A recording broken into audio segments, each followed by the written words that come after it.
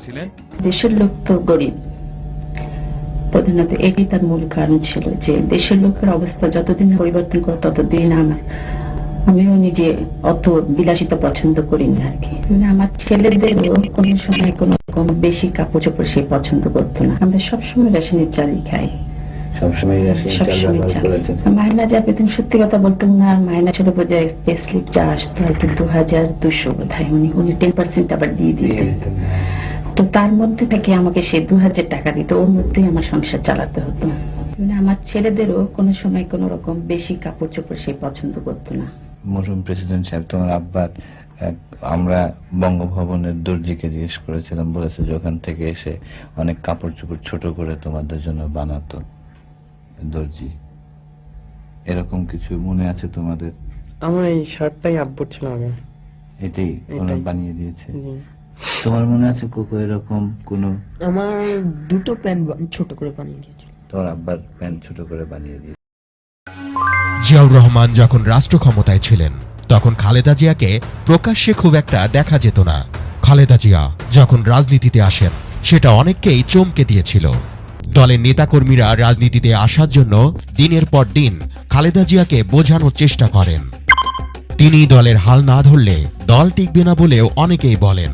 দলকে ঐক্যবদ্ধ রাখার জন্য আপোষ ফর্মুলা হিসেবে খালেদা জিয়াকে বেছে নেওয়া হয়।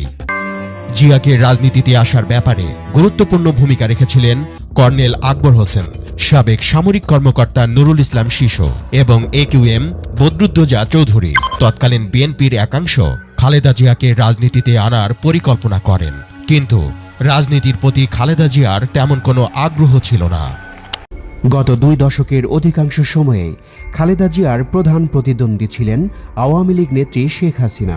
খালেদা জিয়া তার রাজনৈতিক জীবনে যতগুলো নির্বাচনে অংশ নিয়েছেন তার সবগুলোতেই জয়লাভ করেছেন। খালেদা জিয়ার শাসনামল 1991 থেকে 1996 এবং 2001 থেকে 2006 এই 2 ভাগে ভাগ করেন অনেক রাজনৈতিক পর্যবেক্ষক। প্রতিশোধ প্রতিহিংসার রাজনীতি বাদ দিতে হবে। প্রতিশোধ প্রতিহিংসা দিয়ে কোনোদিন কোনো কিছু হতে পারে না। প্রতিশোধ প্রতিহিংসা রাজনীতি বাদ দিয়ে জাতীয় ঐক্য করলেই সম্ভব। এখানে একটু আওয়ামী লীগ আর বিএনপির মধ্যে পার্থক্য। বিএনপি সবসময় জাতীয় ঐক্য, প্রতিশোধ প্রতিহিংসার ঊর্ধ্বে সকল নিয়ে কাজ করতে চায়। এই হাসিনা আজকে দেশের এই অবস্থার জন্য সম্পূর্ণভাবে হাসিনা দায়ী। কারণ হাসিনা, এই যে আমি শ্রদ্ধার সঙ্গে স্মরণ করব, বিশিষ্ট সাংবাদিক ছিলেন, বিবিসি সংবাদদাতা ছিলেন সিরাজুর রহমান সাহেব, তাকে আমি শ্রদ্ধার সঙ্গে স্মরণ করছি। আমি খুব ভালো মানুষ ছিলেন, মুক্তিযোদ্ধা ছিলেন সিরাজুর রহমান সাহেব। তিনি তার ইন্টারভিউ নিচ্ছিলেন এবং বলেছিলেন, আমি বাংলাদেশে যাব রাজনীতি করার জন্য নয়, প্রতিশোধ নেওয়ার জন্য। হাসিনা এই কথাটা বলেছে, উনি বলে এটা ঠিক হচ্ছে না, কিন্তু হাসিনা বলেছে আমি প্রতিশোধ নেওয়ার জন্য। তাই আজকে প্রতিশোধ নিয়ে বাংলাদেশকে একদম খোকলা বানিয়ে দিয়ে, বাংলাদেশকে একদম ধ্বংস করে দিয়ে, সমস্ত প্রতিষ্ঠান ধ্বংস করে দিয়ে বাংলাদেশকে তলাবিহীন ঝুড়ি বানিয়েছিল। এ বোধহয় তার থেকেও নিচে কোথায় কি বানাবে আল্লাহর নামে বাংলাদেশকে ধ্বংস করে দিয়ে তিনি হয়তো দেশের থেকে চলে যাবেন। এই দেশ, এই দেশের মাটি মানুষই আমার সবকিছু, কাজে আমি দেশের বাইরে যাব না। আমাকে জেল বা সাজার ভয় দেখিয়ে কোনো লাভ নেই। আমি মাথা নত করব না। জনগণের অধিকার ও গণতন্ত্র প্রতিষ্ঠার দাবি থেকে পিছু হটব না।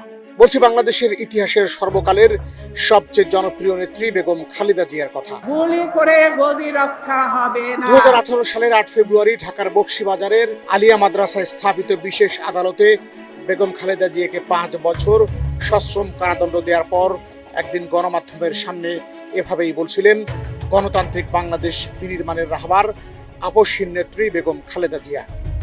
দেশের বাইরে আমার কোনো ঠিকানা নেই। দ্ব্যর্থহীন কণ্ঠে তিনি বাংলার মানুষকে উদ্দেশ্য করে বলেন, আপনাদের খালেদা জিয়া কোনো অন্যায় করেনি। ন্যায় বিচার হলে আমার কিছুই হবে না। আর যদি ক্ষমতাসীন মহলকে তুষ্ট করার জন্য রায় হয়, তা কলঙ্কের ইতিহাস হয়ে থাকবে। দেশবাসীকে ছেড়ে কোথাও যাব না। আমি আপনাদের সাথেই আছি, আপনাদের সাথেই থাকব। রাজনীতি করি তো দেশের ভালোর জন্য, দেশের মানুষের কল্যাণ করার জন্য। তার এই আপোষহীন রাজনৈতিক ক্যারিয়ার প্রায় 4 দশকের। বস্তুত এরশাদ সরকারের সময়ে যে দৃঢ়তার পরিচয় দিয়ে খালেদা জিয়া আপোষহীন নেত্রী হয়েছিলেন, এখনও তিনি আপোষহীনতার প্রশ্নে অদ্বিতীয়। বিগত 4 দশকের রাজনৈতিক জীবনে বেগম খালেদা জিয়া অনেকবার নিপীড়ন নির্যাতনের শিকার হয়েছেন। 2007 সালের 3 সেপ্টেম্বর তথাকথিত তত্ত্বাবধায়ক সরকার তাকে গ্রেফতার করে। তাকে সংসদ ভবন এলাকায় স্থাপন করা বিশেষ কারাগারে রাখা হয়। 2008 সালের 11 সেপ্টেম্বর হাইকোর্টের আদেশে মুক্ত হন খালেদা জিয়া। অনুরূপভাবে তারেক রহমানও কারা নির্যাতনের পর হাইকোর্টের আদেশে চিকিৎসার জন্য ব্রিটেনে চলে যান। স্বৈরাচার বিরোধী আন্দোলনে বেশ কয়েকবার তিনি আটক আদেশের মুখোমুখি হন। 1983 সালের 28 নভেম্বর, 1984 সালের 3 মে এবং 1987 সালের 11 নভেম্বর আটক হন তিনি। 1987 সালে হোটেল পূর্বানীতে এক অনুষ্ঠান থেকে আটক করে আরও কয়েকজন নেতার সাথে তাকে মতিঝিল থানায় নেওয়া হয়। সে সময় পুলিশ তাকে জেলে পাঠায়নি। এরশাদ বিরোধী আন্দোলনের কিছু সময় তাকে একরকম গৃহবন্দী করে রাখা হয়। ফ্যাসিস্ট আওয়ামী মহাজোট শাসন আমলের বিগত 15 বছর তিনি সবচেয়ে বেশি নিগ্রহের শিকার হয়েছেন। তাকে সেনানিবাসের বাসা থেকে অপমানজনকভাবে বিদায় করা হয়। 2013 সালের 29 ডিসেম্বর গুলশানের বাসায় অবরুদ্ধ করা হয় বেগম জিয়াকে। ওই সময় তার একটি জনসভায় বক্তৃতা দেওয়ার কথা ছিল। 2015 সালের 5 জানুয়ারি তার গুলশান কার্যালয়ের দুই পাশে বালুর ট্রাক বোঝাই করে কার্যত তাকে বন্দী করে ফেলা হয়। অমানবিক সেই বালুর ট্রাক বন্দী অবস্থায় টানা প্রায় 2 মাস খালেদা জিয়াকে বন্দী রাখে মাফিয়া সরকার। সরকার বিরোধী গণতান্ত্রিক আন্দোলন ব্যর্থ করে দেওয়ার জন্য এই ব্যবস্থা নেয় ফ্যাসিস্ট আওয়ামী লীগ। 93 দিন অবরুদ্ধ থাকার পর ওই বছর এপ্রিলের প্রথম সপ্তাহে আদালতে হাজিরা দেওয়ার পর তাকে বাসায় ফিরতে দেওয়া হয়। খালেদা জিয়া এবং তার দল বিএনপির জনপ্রিয়তাই বেগম জিয়াকে এনে দিয়েছে নির্যাতনের দীর্ঘ ও দুর্গম পথ। দল হিসেবে বিএনপিকে নিশ্চিহ্ন করার জন্য স্বৈরাচারের স্বাদ নিপীড়ন ও বিভাজনের নীতি অনুসরণ করেছিল। তথাকথিত তত্ত্বাবধায়ক সরকার জেল জুলুমের সাথে নকল বিএনপি তৈরির চেষ্টা করে ব্যর্থ হয়েছে। আওয়ামী লীগ সরকার প্রথম থেকে শেষ পর্যন্ত শুধু হামলা মামলা জেল জুলুম করেই ক্ষান্ত হয়নি, অসংখ্য নেতাকর্মীকে হত্যা করেছে, গুম করেছে। এমনকি খালেদা জিয়াকে জেলে রেখে তারা বিএনপিকে ভাগ করার চক্রান্ত করেছে বারবার। শত অন্যায় অত্যাচার করেও বিএনপিকে নিশ্চিহ্ন করা যায়নি। প্রহসনের রায় দিয়ে বিএনপি জামাতের অসংখ্য নেতাকর্মীর বিরুদ্ধে পরিচালিত হয়েছে গণগ্রেফতার। পুলিশ বলেছিল যারা প্রিজন ভ্যানে আক্রমণ করেছিল তাদেরকেই ধরা হচ্ছে, কিন্তু বাস্তবতা ভিন্ন ছিল। রাজধানী সহ সর্বত্র জেলা উপজেলা পর্যায়ে গণগ্রেফতারি চালিয়েছিল মাফিয়াতন্ত্রের পুলিশ বাহিনী। শুধু তাই নয়, গ্রামে গ্রামে আওয়ামী লীগ তালিকা তৈরি করে গ্রেপ্তার বাণিজ্য করেছিল, যেই বাণিজ্যের নেতৃত্বে ছিল পুলিশ। বাংলাদেশের সবচেয়ে জনপ্রিয় নেত্রী বেগম খালেদা জিয়া। দেশের যে কয়টি নির্বাচনে যতটি আসন থেকে বেগম খালেদা জিয়া নির্বাচন করেছেন, কোনোদিন কোনো পর্যায়ে তিনি পরাজয় বরণ করেননি। 1982 সালের 3 জানুয়ারি বিএনপিতে আনুষ্ঠানিক যোগদানের পর বিএনপি পুনরুজ্জীবিত হয়। স্বৈরাচার বিরোধী আন্দোলনে তিনি সবচেয়ে গুরুত্বপূর্ণ ভূমিকা পালন করেন। সেই সময়ে বিশেষত যুব সমাজের মধ্যে বেগম খালেদা জিয়া ধারণ করেন। শহীদ প্রেসিডেন্ট জিয়াউর রহমান ছিলেন একজন সামরিক শাসক, এরপরও বহুদলীয় গণতন্ত্র প্রতিষ্ঠা করেন তিনি। ঠিক তেমনি বেগম খালেদা জিয়া এরশাদ অপহৃত গণতন্ত্র পুনরুদ্ধার করেন। 1990 সালে জাতীয় সমঝোতাকে মর্যাদা দিয়ে রাষ্ট্রপতি শাসিত সরকার ব্যবস্থার পরিবর্তে সংসদীয় গণতন্ত্র প্রবর্তন করেন। বিগত 15 বছর ধরে তিনি গণতন্ত্র পুনরুদ্ধারে নিরলস নেতৃত্ব দিয়ে যাচ্ছেন, তাই তিনি হয়ে দাঁড়িয়েছেন গণতন্ত্রের প্রতীক। বেগম খালেদা জিয়াকে বিগত 4 দশকের রাজনীতিতে প্রতিবেশী বা কোনো পরাশক্তির সাথে আপোষ করতে দেখা যায়নি। তাই বাংলাদেশের আপামর জনগণ তাকে স্বাধীনতা ও সার্বভৌমত্বের প্রতীক বলেই বিশ্বাস করেন। আর এই দুটো কারণেই সবসময় খালেদা জিয়াকে ভয় পেত ফ্যাসিস্টরা। 2013 সালে 5টি সিটি কর্পোরেশন নির্বাচনে যখন বিএনপির পায়ের আওয়াজ পাওয়া যায়, তখন ক্ষমতাসীন সরকার ক্ষমতার জোরে শক্তি প্রয়োগের মাধ্যমে যে কোনো মূল্যের বিনিময়ে ক্ষমতায় যাওয়ার এবং বিএনপিকে ক্ষমতায় না যেতে দেওয়ার রাজনৈতিক সিদ্ধান্ত নেয়।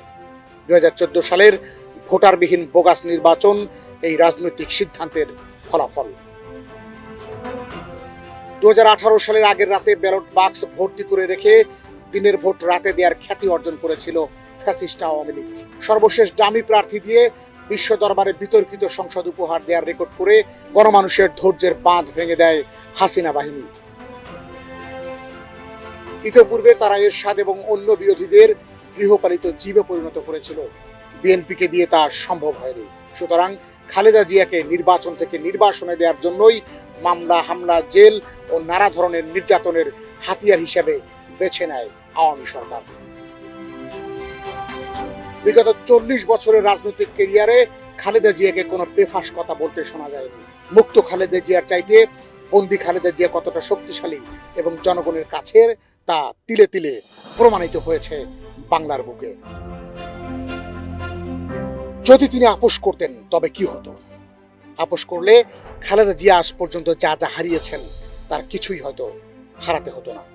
তবু তিনি আপোষহীন, তবু বাংলার মানুষের জন্য নিবেদিত প্রাণ এই দেশনেত্রী আপোষহীন হিসেবেই গণমানুষের হৃদয়ে তিনি চির অম্লান।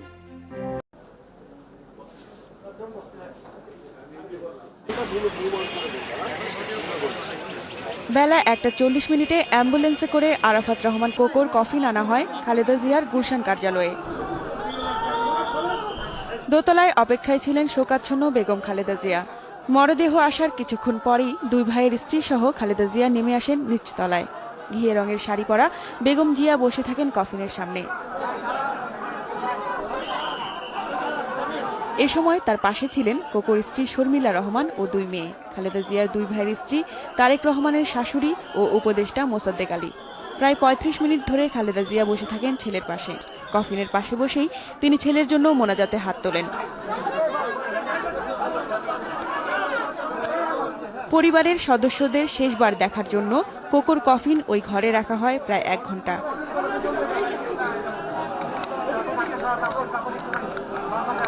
অশ্রুসিক্ত বিএনপি চেয়ারপারসন দাঁড়িয়ে থেকে ছোট ছেলেকে শেষ বিদায় জানান।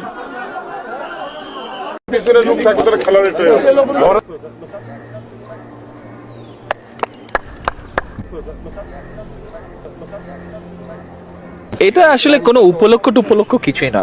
বিষয়টা হচ্ছে যে হঠাৎ সবাই আমরা ঠিক করলাম যে ঠিক আছে খেলা, ইন এসেন্স বেশ কিছুদিন আগে থেকে খেলবো আচ্ছা খেলা হচ্ছে না, চলে গেল। তো আজকে হঠাৎ করে এইসব সবকিছু হতে সবাই বলে যে ঠিক আছে তাহলে আমরা আজকেই খেলি, তো খেললাম আজকে। খেলা তো না, একটা ফান। দুই দল ছিল, লাল এবং সবুজ। দল তো থাকতেই হবে। লাল দল বড় ভাই আর সবুজ দল ছোট ভাই। না, সবুজ বড় ভাই, লাল ছোট। না, লাল বড় মাঝখানে। এবং রেজাল্ট লাল দল 7 উইকেটে জিতেছে। বড় ভাইয়ের দল। না রে, জিতে হারার কোনো বিষয় না। এটা জিতে। প্রতিহিংসা, প্রতিশোধ নয়, পারস্পরিক ভালোবাসা ও ভ্রাতৃত্বের মাধ্যমে আমরা সকলে মিলে বাংলাদেশকে উন্নত ও গণতান্ত্রিক রাষ্ট্রে পরিণত করি। প্রায় 6.5 বছর পর তিনি কোনো রাজনৈতিক কর্মসূচিতে বক্তব্য দিলেন। তার বক্তব্যের কোথাও কি আমরা পেলাম তার ব্যক্তিগত দুঃখ, শোক, প্রতিহিংসার কথা? অথচ ভাবুন তো, গত 15 বছর তার উপর দিয়ে কি চলেছিল? কত জুলুম, কত মিথ্যাচার, কত নির্যাতন, কত অপমান তাকে সয়ে যেতে হয়েছিল। অথচ তার বক্তব্যে তার কোনো লেশমাত্র আমরা খুঁজে পেলাম না। বরং তিনি ব্যক্তিগত দুঃখ, তাপ, গ্লানিকে উপেক্ষা করে কি শান্ত ধীরস্থিরভাবে শুধু দেশের মানুষের কল্যাণের কথাই তুলে ধরলেন নিজের বক্তৃতায়। এমন কোনো কাজ করবেন না যাতে আপনাদের এত দিনকার সংগ্রাম, আত্মত্যাগ বিফলে যায়। এখানে একজন খালেদা জিয়া সবার চেয়ে আলাদা, সবার চেয়ে ব্যতিক্রম, সবার চেয়ে অনন্য। পতিত হাসিনার প্রতিহিংসায় কথিত দুর্নীতির অভিযোগে জেলে যাওয়ার আগে নেতাকর্মীদের উদ্দেশ্যে খালেদা জিয়া বলেছিলেন, আমার জন্য হরতাল, ধর্মঘটের মতো কোনো কর্মসূচি নয়। কিন্তু সে সময় আর আজকের প্রেক্ষাপটটা সম্পূর্ণ ভিন্ন। আজ তিনি ইচ্ছে করলে বলতে পারতেন তার উপর হাসিনার অন্যায়, অবিচার, জুলুমের কথা, ছেলে হারানোর বিয়োগান্তক স্মৃতিচারণ করতে পারতেন। কিন্তু তিনি সেদিকে যাননি। তিনি তার বক্তৃতা ছিলেন সংযত, বিনয়ী, দেশের সত্যিকার কল্যাণকামী অভিভাবকের মতো কিছুটা উদ্বিগ্ন। আর এখানেই বাংলাদেশের অন্য সকল রাজনীতিবিদদের সাথে তার মোটা দাগের পার্থক্য। ব্যক্তির চেয়ে দল বড়, দলের চেয়ে দেশ।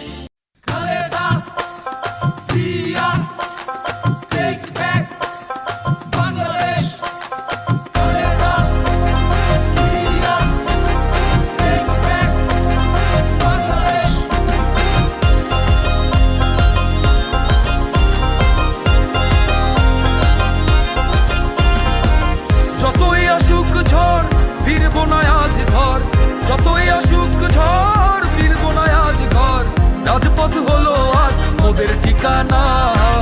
রাজপথ হলো আজ ওদের ঠিকানা। জনতার সংগ্রাম চলছে চলবে, রাজপথে সংগ্রাম চলবে। এবার খেলা জমবে জমবে, রাজপথে সংগ্রাম চলবে।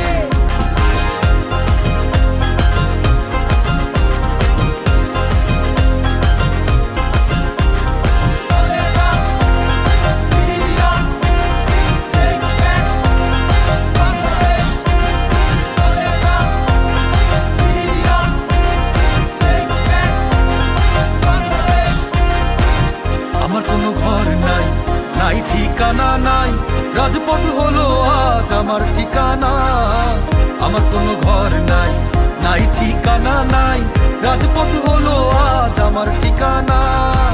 প্রতিবাদ করব, রাজপথে লড়ব, প্রতিবাদ করব, রাজপথে লড়ব। ভোটের অধিকার ছাড়া ঘরে ফিরব না, ভোটের অধিকার ছাড়া ঘরে ফিরব না। জনতার সংগ্রাম চলছে চলবে, জিয়ার সৈনিক লড়বে। জনতার সংগ্রাম চলছে চলবে, রাজপথে সংগ্রাম চলবে।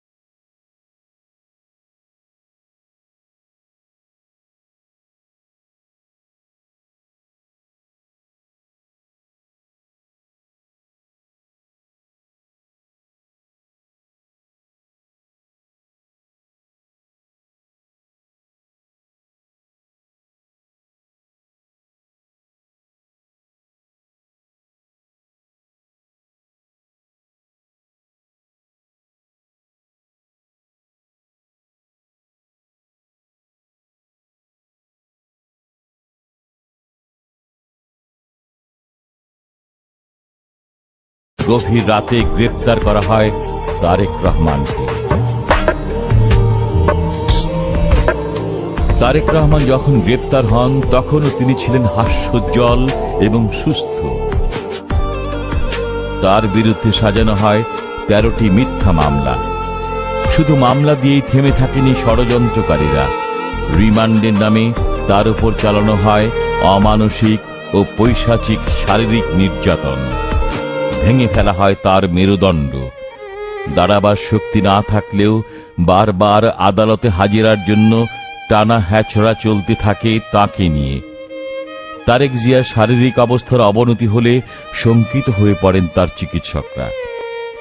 তার সুষ্ঠু চিকিৎসার জন্য সরকারেরই গঠিত বিশেষজ্ঞ চিকিৎসকরাই তাকে দ্রুত বিদেশে পাঠাতে সুপারিশ করে।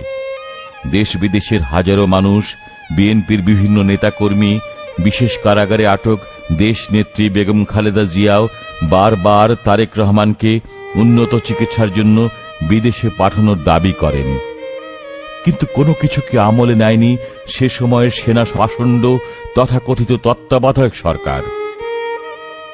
অবশেষে কথিত দুর্নীতি ও চাঁদাবাজির 13টি মাটিয়ে শেষ পর্যন্ত সত্যকে দমিয়ে রাখতে ব্যর্থ হয় ষড়যন্ত্রকারীরা। বাধ্য হয় তারেক রহমানকে মুক্তি দিতে। 2008 সালের 3রা সেপ্টেম্বর হাসপাতালের প্রিজন সেলের বন্দিদশা থেকে মুক্ত হন তারেক রহমান। উন্নত চিকিৎসার জন্য লন্ডনের একটি হাসপাতালে ভর্তি হয়ে চিকিৎসা নিচ্ছেন তিনি। তারেক রহমান এখনো অসুস্থ। 2009 সালের বিএনপির জাতীয় কাউন্সিলে এক ভিডিও বার্তায় তারেক রহমান তার উপর চালানো পৈশাচিক নির্যাতনের কথা জনগণকে জানিয়ে দেন। অন্যায়ভাবে গ্রেফতার করে মিথ্যা মামলায় জড়িয়ে শারীরিক নির্যাতন করা হলো। সেই বর্বর উৎপীড়ন ও আত্মসম্মানের কথা ভাবলে আমি এখনো শিউরে উঠি। সভ্যতা, মানবতা, আইন ও নিয়ম নীতির কোনো তোয়াক্কা না করেই আমার উপরে চলেছে পৈশাচিক শারীরিক নির্যাতন। তারা হয়তো আমাকে হত্যাই করতে চেয়েছে, কিন্তু আপনাদের আন্তরিক ভালোবাসা, দেশবাসীর দোয়া এবং মা বাবার সৎকর্মের গুণে আল্লাহর রহমতে আমি প্রাণে বেঁচে আছি। তারেক রহমানের বিরুদ্ধে এখনো ষড়যন্ত্র চলছে। বাংলাদেশে তারেক রহমান না থাকায় তার শূন্যতা অনুভব করছে দলের নেতাকর্মীরা। তবে দল ও দেশের স্বার্থে তার পুরোপুরি সুস্থ হয়ে ওঠা সবচেয়ে বেশি গুরুত্বপূর্ণ। আর তা মেনে নিয়েই এদেশে জাতীয়তাবাদী আদর্শ তথা উন্নয়নের রাজনীতির সমর্থক সহ দেশের প্রতিটি মানুষ অপেক্ষা করছেন তারেক রহমান। দেশ নেত্রী বেগম খালেদা জিয়া এবং তারুণ্যের অহংকার তারেক রহমানের নির্দেশিত পথেই এগিয়ে যাচ্ছে বিএনপি। জাতীয়তাবাদী দল, আপনাদের দল কি করতে চায় দেশের জন্য সেই কথাগুলো বলা আছে। কাজেই আমাদেরকে আজকে সেই কাজগুলো আমাদেরকে বাস্তবায়ন করতে হবে। যেই কাজগুলো বাস্তবায়ন করার মাধ্যমে আমরা দেশের শিক্ষা ব্যবস্থাকে এই দেশের উপযোগী, এই দেশের ভবিষ্যৎ প্রজন্মের উপযোগী করে করতে পারবো, সেই পদক্ষেপ আমাদেরকে গ্রহণ করতে হবে। যেই কাজ করার মাধ্যমে আমরা এই দেশের বেকারদের কর্মসংস্থান করতে পারবো, এই দেশের লক্ষ কোটি মা বোনদের, ভাইদের আমরা কর্মসংস্থানের ব্যবস্থা করতে পারবো, তার উদ্যোগ গ্রহণ করতে হবে। কি করে আমরা কৃষির উৎপাদন বাড়াবো? যে কৃষির উৎপাদন বাড়ানোর মাধ্যমে একদিকে যেমন আমরা কৃষকের হাতে তার দ্রব্যের ন্যায্য মূল্য পৌঁছে দিতে চাই, একইভাবে আমরা বাজারে যে জিনিসপত্রের দামের লাগামহীন গতি, সেই গতিকে আমরা টেনে ধরতে চাই। Take back Bangladesh. বাংলাদেশের প্রাণ মহান নেতা তারেক রহমান।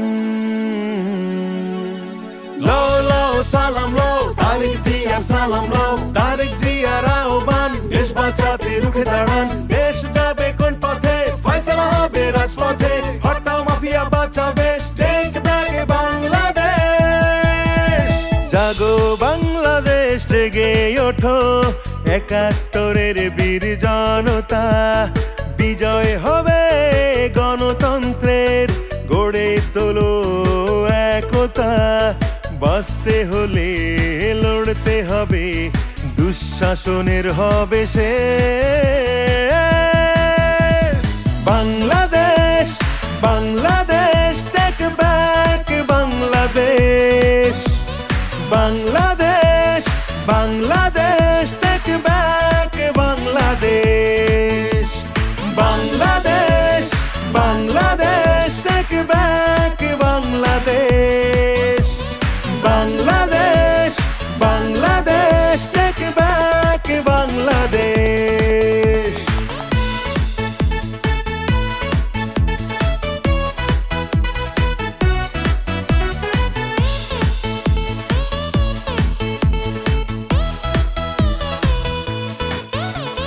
রাজপথে হবে দেখা, মিছিলে মিছিলে হবে কথা।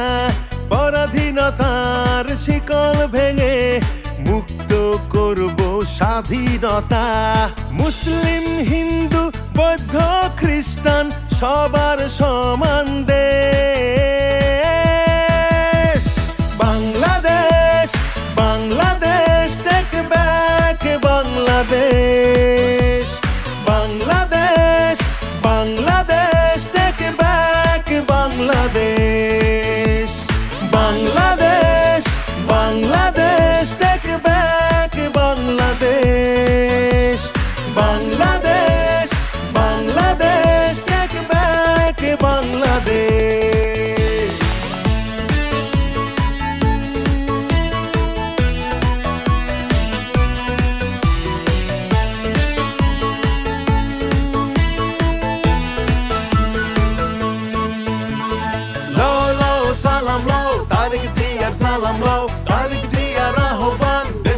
বাঁচাতে রুখে দাঁড়ান, দেশ যাবে কোন পথে, ফয়সালা হবে রাজপথে, হট্টা মাফিয়া বাঁচাবে, টেক ব্যাক বাংলাদেশ। আর নয় প্রতিবাদ, এবার হবেই হবে অবরোধ, আঘাত এলে দেব জবাব, করবই প্রতিরোধ। ধনী গরিব আর কৃষক শ্রমিক চাই না হিংসে বিদ্বেষ।